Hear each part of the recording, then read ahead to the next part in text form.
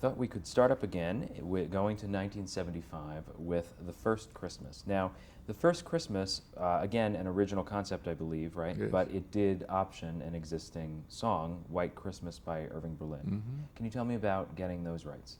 Yes, the rights to those songs were held by a publishing group that controlled rights to many, many, many songs, and those songs happened to be there. And mentioning it to someone who was involved in that group, he said, "Well, I can get those. It cost you $250 or whatever." My God, the check was over there in a moment. We bought White Christmas and Easter Parade, and that was it. So we took it to the network and said, "Okay, you want a Christmas show? We're going to use Irving Berlin's White Christmas. It won't be titled that, but we'll use the song in the plot." "Oh, great, deal, done. And Easter too, deal, done. Irving Berlin's Easter Parade, yes, definitely." We get a call from Mr. Berlin's lawyer, who said, "Fellas, I know that you have the rights to those songs, but that was a big mistake. They shouldn't have released them. Mr. Berlin doesn't want his songs released. He has his own plans to set up his estate and so forth. So do me a favor and just forget the whole thing. I'll send you a check for your money." We said, "Yeah, we have highest respect for Mr. Berlin, but very, very truthfully, as you said, we do now own the rights, and we have gone to the network and told them we're making these shows." So he said, "Well, could I have Mr. Berlin call you personally?" And we said, "Yeah, please, yes, but I'll tell him the same thing." So Jules took the call when Mr. Berlin called. I was sitting there, and he said what we agreed on, how we had such great regard for him, and so forth and so on. And we had concocted a scenario, which is, if you, in your trunk, and I know you've written so many things, where would you just scratch off quickly a Christmas song for us, a new Christmas song by Irving Berlin, and we'll certainly take these shows out of and return them to you. And so would you consider that? Now, he was like 95 years old at the time, and he had this great little husky voice that and he said back to Jules, yeah, I don't do that shit no more." Believe that? And so what was the outcome of it? That we used the songs. We You used White Christmas because and he Easter wouldn't write a new Parade. one? No, we had a legal right to do that. We gave him a way out, but I don't do that shit no more. I couldn't believe it. And obviously that White Christmas had been one of the top-selling singles of all time, so to get it for $250 was quite a bargain. Yes. And now you used Easter Parade in the 1976 special, The First Easter Rabbit, correct? Yeah. And what was the storyline of that show? Just that, the first Easter Rabbit and how he came to be and so forth, and Burl Ives did that for us and sang the song. We had created a song to go with that because there was no song with the first Easter Rabbit. And again, Jules and Morey wrote There's That Rabbit that Burl sang. And that's about it. That was and we obviously incorporated the song into Easter Parade into that show. And can you tell me about working with some of the voice cast? Now, obviously, Paul Frees, you said your good luck charm, you worked with him again. Mm-hmm. Don Messick and Stan Freberg, can you tell me about some of them? Well, Stan Freberg and Don Messick were established voice actors, and they appeared in if not many of our pictures, again, because of their talent and their ability. Versatility in terms of playing many well, different let's try this voice and let's try that voice, and shall we give it, what kind of a flavor shall we do? Larry Storch, for example. I said, "What do you think of this character?"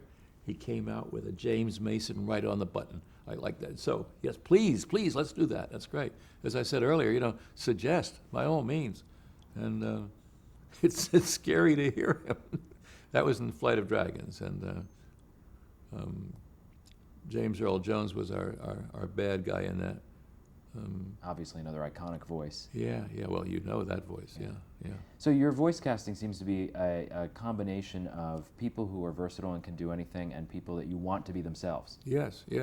We were the first ones to do that. Even Disney didn't use popular names, great actors, but no one knew of their name. They were just voices. And no one else had ever done that, and we were the first. Well, it seems like you started a trend, because today's trend in animation, if you've seen Shark Tale or Shrek, it's all the top actors providing their voices, whether they're qualified to be voice actors or not. Absolutely, and some great names, big movie stars, have no quality to their voice. I mean, they're famous because they're good actors and they're great looking and so forth, but their voice in an animated figure means zilch to the motion picture itself. Now, I'm not talking about Eddie Murphy or Myers because they're good. And you know Eddie Murphy's voice. He's fantastic. But the majority of casting in those films is only for the name, not because of their ability to deliver a character voice that everyone, as I said earlier, can listen to the first sentence and say, oh, that's a James Cagney or a Greer Garson or Burl. Iconic again. Yeah. Now, in 1977, you did an adaptation of J.R.R. Tolkien's The Hobbit. Now, obviously, this was something with a built-in cult audience in terms of the novels. How much did you adapt from the novels? How much did you stay faithful to the storyline? In The Hobbit, we stayed very faithful because The Hobbit is, in my opinion, Tolkien's best book. It's a simple story that has beginning, middle, end. You follow one character, the Hobbit, through his adventures, which are spectacular, and you can do all that in a film. I think our production of The Hobbit is a very good film. I'm proud of that, very proud of it. Well, we won the Peabody Award. Oh, it must be good. No, it doesn't but I mean, that was a nice piece of sugar on the cake.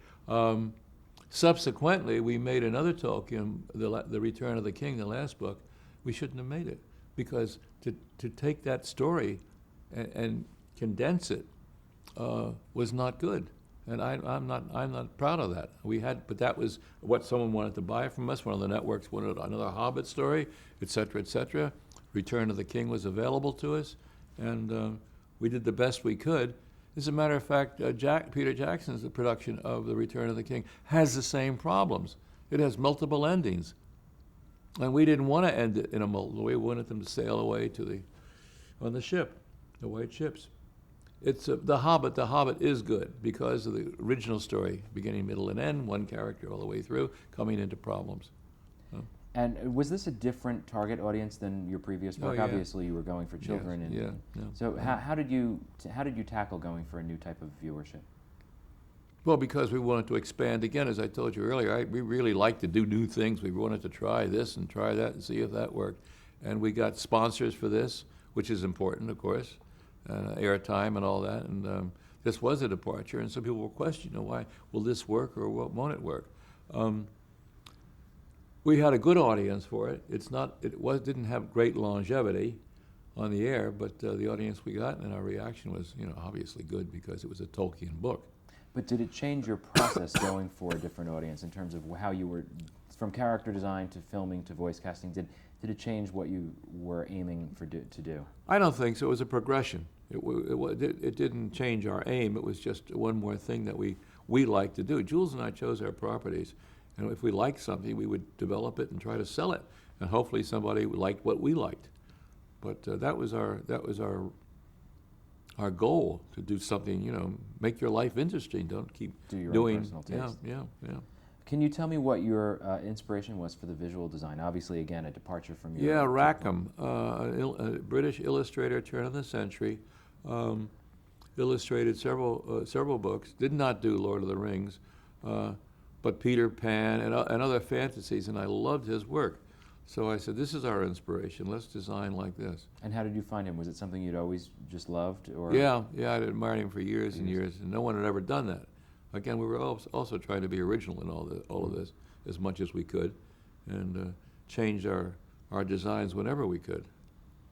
Can you tell me about working with the voice performers in The Hobbit, specifically Otto Preminger and John Huston? Obviously, some big names in the cast. That's funny. John Huston came to work for us, and we became chummy during that period, and talking about who else was in the picture. And John reminded us that his first role as an actor was in an Otto Preminger film called The Cardinal. And he was an actor.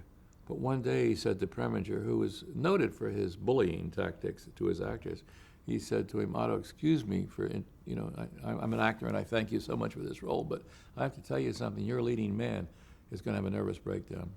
You've got to help him. You've got to work with him, and he's so tied up, he is so nervous he's not going to make it. And Otto said, well, thank you for telling me that. And he went over to the actor and said, relax! So So John made it. We finished his role. He made a tape, and he said, "Otto Preminger, what are you doing in front of that? What makes you think that you're an actor? You're a bullying director, reprehensible to every actor, and here you are now imitating one." So we recorded them in 2 different places, Otto Preminger in New York, and we played that tape before he opened his mouth. He went crazy. Who's saying that? Who's that? And John ended by saying, with great admiration, your friend John Huston.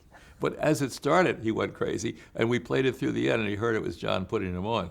So that was cute.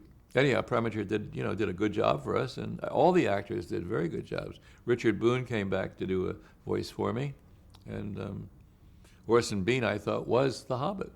He's great. Again, another very well-known voice. Yeah. And you directed 2 famous directors in Preminger and Huston. Yes. Can you tell me about Jack Frost in 1979? Now, again, another holiday special. Mm-hmm. How did this one come about? NBC wanted a holiday special. We had favored ABC for a long time, and at one time we were exclusive to them. That's how we began making movies of the week.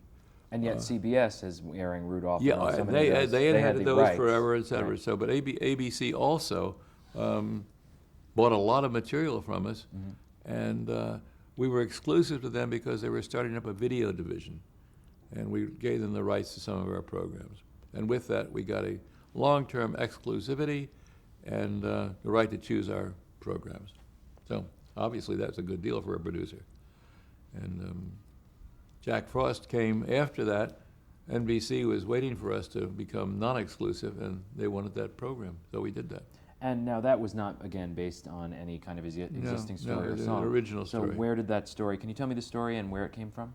I mean, It's an original story, and we invented a Jack Frost character who became a real person under a magical situation, and then reverted back to being Jack Frost in the end.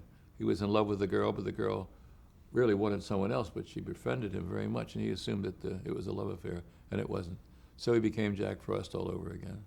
and again, in typical Rankin Bass fashion, I can see you had an ogre as the Yes. villain. Was he reformed at the end? Yes, they're always reformed. Can you tell me about working with some of the performers? Again, in a cast that included Buddy Hackett and Larry Storch and Robert Morse. I mean, some well-known names. Can you tell me about working with Buddy Hackett? Yes, yeah. Again, these people are, I think one of the reasons that you become a movie, or you did become a movie star, is because people liked your performance. And as you know, Clark Gable was always Clark Gable. Cagney was always Cagney. These actors were always the same because the audience wanted them to be the same. If they did, it was like John Wayne, "Oh, Duke, get back on the horse. Take that trench coat off. Huh? Get back on the horse." And he did, and was a great star. All of the people that we worked with had similar mannerisms that they projected on screen, and so they projected them for us. And that's what we wanted. We didn't want them. Terry Thomas came in to do a job once, and again, like Cagney, he was going to be very sotto voce. No, we don't want that. Be yourself. No. And that's what you got out of Hackett? Yeah, got him being himself. Yeah, be yourself. What about Dave Garroway? Did he have much experience in this? Dave Garroway was himself, and we encouraged him to be himself. He only had one self. He didn't try to do anything else. And not trying to expand as an actor. no, he wasn't trying to do a mouse. And now, in terms of the series in the 70s, you also produced quite a few animated network series in addition to the specials. In 1970, you produced and directed the NBC series, The Tomfoolery Show. Now, where was this produced? It was produced in New York. Okay. It was for NBC, as you point out. Animation was done in London. In London. So yet another city that you would be jetting off. Yeah. How did it come about? Jules liked that property because it was based on Lear's stories of the elephant and so forth, that were nursery rhymes and short stories in British literature with great characters to animate. So we went to NBC with that, who wanted a series from us, and convinced them that was a great idea. So, and that was from Edward Lear's nonsense books, I Yes. believe. Okay. Yeah. And so what was the format? I mean, was it a specialized format, or was it just a 23-minute show, or was it cut into segments? No, to match the it was stories? a series, and we invented stories to go with the characters. Okay, but they were nursery rhyme type characters. Yeah. But it would be it wouldn't be like 3 5-minute segments as you had done. No, in it was a full. Pinocchio. Or Yeah, something. yeah. Okay, was it a successful show? How long did it last? It wasn't a great success, no, because it was an esoteric approach to this. It's again a departure, and the material wasn't all that well known in America, and it wasn't a get-gat-giddle show. It was along with the humor aspects. They were originally British, and British humor sometimes doesn't cross the Atlantic, So as American humor doesn't cross. Right. So was that one of the problems with the show? Was Yeah, it I think so. Built-in Britishness. That I think was hard so. to- Yes. Then in 1971, you began, again, you said you were working with so many networks at one time, producing and directing the ABC series, The Jackson 5 Show. Can you tell me how it came about that you were working with the Jackson 5 singing group? Yeah, William Morris represented them, and they were our agents at the time, and for a long time they were our agents. And they suggested this, and ABC loved the idea, and the Jackson 5 at that time, and Michael was a little kid, they said, let's do that. So I went out to meet with Berry Gordy, who was the head of Motown and their agent, if you will, to do the show. And we had discussions, creative discussions about how we were going to do all this, and finally satisfied him with the designs that we did. I brought Jack Davis out from South Carolina to work on the designs in California. And we finally satisfied Berry Gordy, who was a tough guy to satisfy. And then we made the Jackson 5. We made 26 half hours. And we animated those in Great Britain because our studios in Tokyo were filled. We were doing so many things that we had looked for another source of a co-producer. Now, why only 26 half hours? That was what they bought at the time. That was enough. I mean, that was enough for them. They ran them for a couple of seasons, and that was the whole format of the networks in those days. They didn't make sequels. They just kept repeating them in different orders. Did the brothers provide their own voices? No. We hired boy actors. For all 5? Yeah. And they, of course, their music was theirs because we synchronized the music to the show from recordings they had already made or that they were making. So you used ABC as a theme song, right? Yeah. Their song ABC, and then other Jackson 5 songs were used throughout the run of the show? Yeah. How important was music to the show? Would it often Oh, drive obviously, the story? very, very important. But yeah, would it drive the because, story? Sure. Can you talk about the opening credits with the Jacksons in silhouette? That's so famous. Was that something that you designed, or and you had to run it by Berry Gordy and the Jacksons, or what was the approval for that? Once Berry was satisfied with the character designs, we had no more control from him. I mean, he didn't have any control after that. He had original control to agree, and we had to make him comfortable with designs, and then he never interfered with us. What about the Jackson 5 themselves? Did you work closely with them, or did they have any decision-making power? No, they didn't. They knew we were making a series, which they indicated to us, so they liked very much what they saw. Of course, it was a big hit, and that always makes everyone comfortable. Diana Ross, made our first episode with them. She herself? Yes, she herself, because the legend has it that she discovered them. And so we introduced that in the first part of the series. And she did her own voice and her own work. I think we did one of her songs. That was a good kickoff to the series.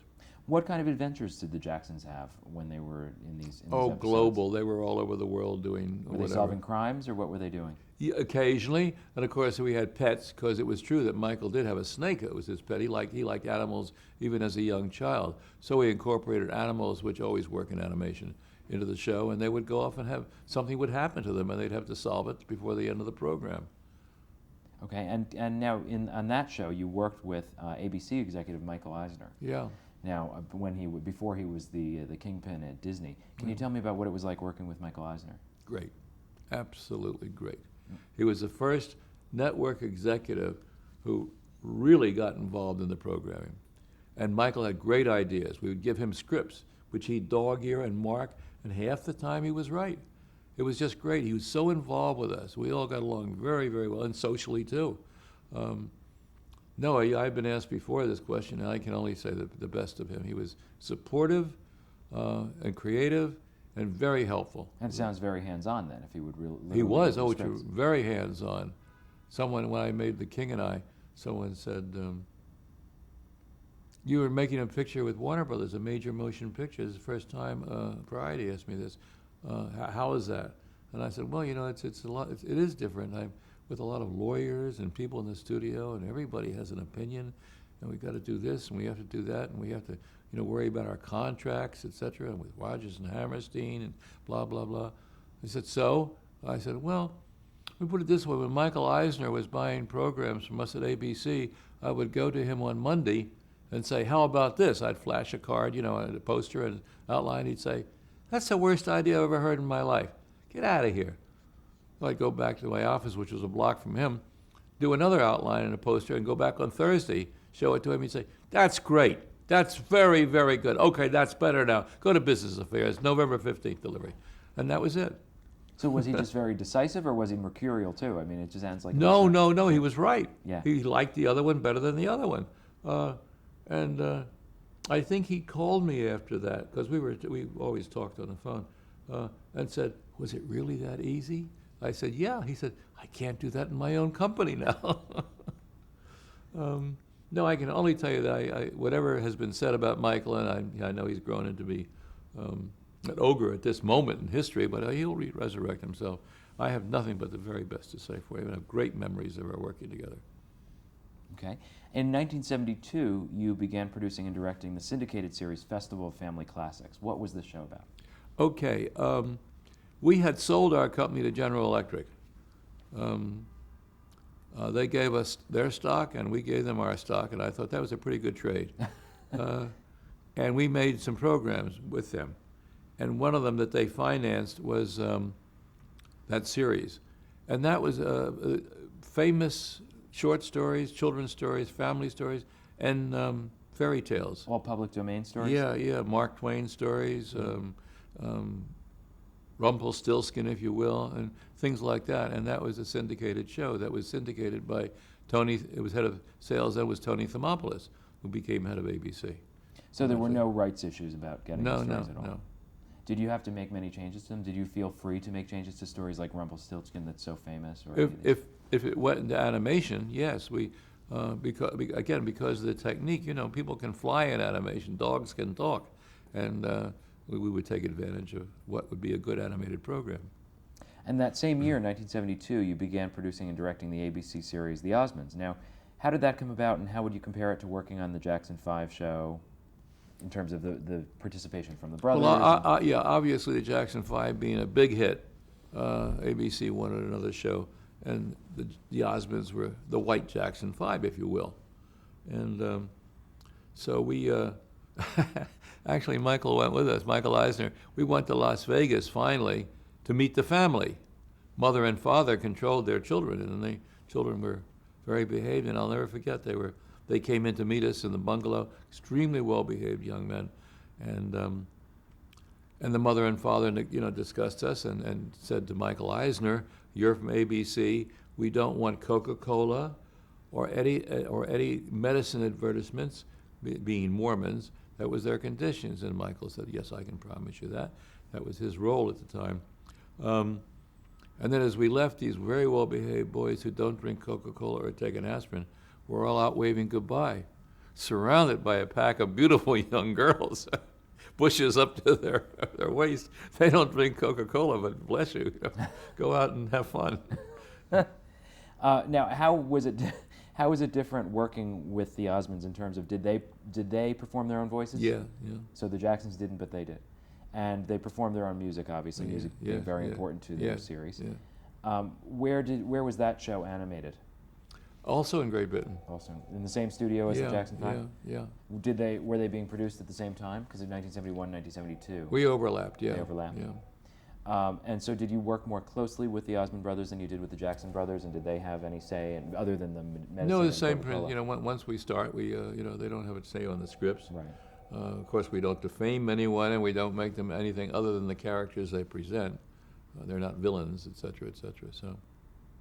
And this was several years before Donnie and Marie were the breakout. So this, Yeah, the yeah. Osmond brothers did not include Donnie. Oh, it did include Donnie. Yeah, Alan, yeah. Jay, Jimmy, Donnie, and Merrill and Wayne, right? Yeah. So this is 6 brothers as opposed to 5. Yeah, yeah. Now on this series, and I don't know if you can answer if it was true of the Jackson series and others, you employed quite a few other writers.